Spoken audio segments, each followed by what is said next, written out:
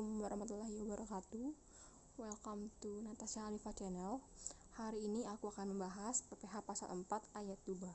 Tapi sebelum mulai, jangan lupa like, comment, and subscribe channel aku, oke? Nah, jadi pajak penghasilan atau PPH pasal 4 ayat 2 merupakan salah satu pajak penghasilan yang bersifat final. Artinya, atas pajak ini tidak dapat dikreditkan atau dikurangkan dari total pajak penghasilan terutang pada akhir tahun pajak berdasarkan Undang-Undang Nomor 7 Tahun 1983 tentang pajak penghasilan sebagaimana telah beberapa kali diubah dengan Undang-Undang Nomor 36 Tahun 2008 atau Undang-Undang PPH. PPH pasal 4 ayat 2 dikenakan atas penghasilan sebagai berikut. Yang pertama, ada penghasilan dalam bentuk bunga deposito serta bunga lainnya, bunga obligasi serta surat utang negara, dan juga bunga simpanan yang telah dibayarkan oleh koperasi ke anggota koperasi orang pribadi. Yang kedua, penghasilan berupa hadiah undian. Yang ketiga, penghasilan yang diperoleh dari transaksi saham serta sekuritas lainnya, transaksi derivatif yang diperdagangkan pada bursa, dan juga transaksi penjualan saham ataupun pengalihan penyertaan modal di perusahaan pasangannya yang telah diterima oleh perusahaan modal Ventura. Yang keempat, penghasilan yang diperoleh dari transaksi pengalihan harta, yakni dalam bentuk tanah atau bangunan, usaha real estate, usaha jasa rekonstruksi, dan juga penyewaan tanah atau bangunan. Penghasilan tertentu lainnya yang telah diatur dengan ataupun berdasarkan dengan peraturan pemerintah. Itu terakhir yang kelima. Nah, ketika final dikenakan atas transaksi antara perusahaan dan individu, di mana perusahaan bertindak sebagai penerima penghasilan tersebut, maka PPH pasal 4 ayat 2 ditanggung oleh perusahaan sebagai pihak yang menerima penghasilan.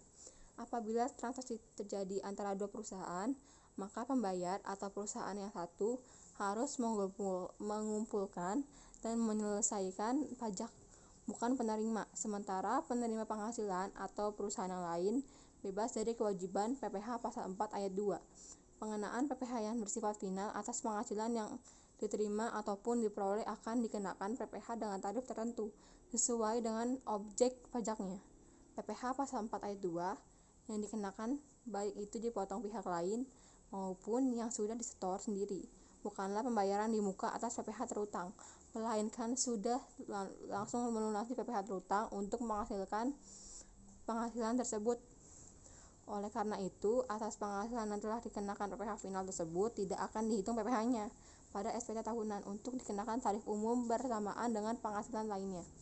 Sementara terkait dengan omset atas transaksi yang dikenakan PPH pasal 4 ayat 2 tidak termasuk dalam omset usaha maupun dimasukkan dalam omset penghasilan yang telah dipotong PPH final. Nah, pemotongan PPH pasal 4 ayat 2 dilakukan oleh pihak pemberi penghasilan. Wajib pajak badan ditunjuk untuk memotong PPH pasal 4 ayat 2.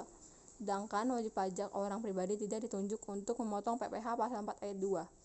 Nah, dengan demikian apabila wajib pajak menerima penghasilan yang merupakan objek PPH pasal 4 ayat 2 dan pihak penghasilan adalah orang pribadi bukan pemotong, maka wajib pajak tersebut harus menyetor sendiri PPH pasal 4 ayat 2 tersebut, misalnya dalam transaksi sewa atau penjualan properti tanah atau bangunan. Nah, pihak-pihak yang ditunjuk sebagai pemotong PPH pasal 4 ayat 2 adalah yang pertama koperasi, yang kedua penyelenggaraan kegiatan, yang ketiga otoritas bursa dan bendaharawan. Nah, pada pembahasan berikut akan dijelaskan tentang tarif pengenaan pajak masing-masing objek PPH pasal 4 ayat 2. Oke, segitu dulu penjelasan dari aku.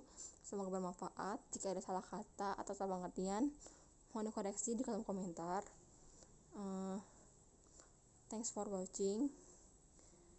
Terima kasih.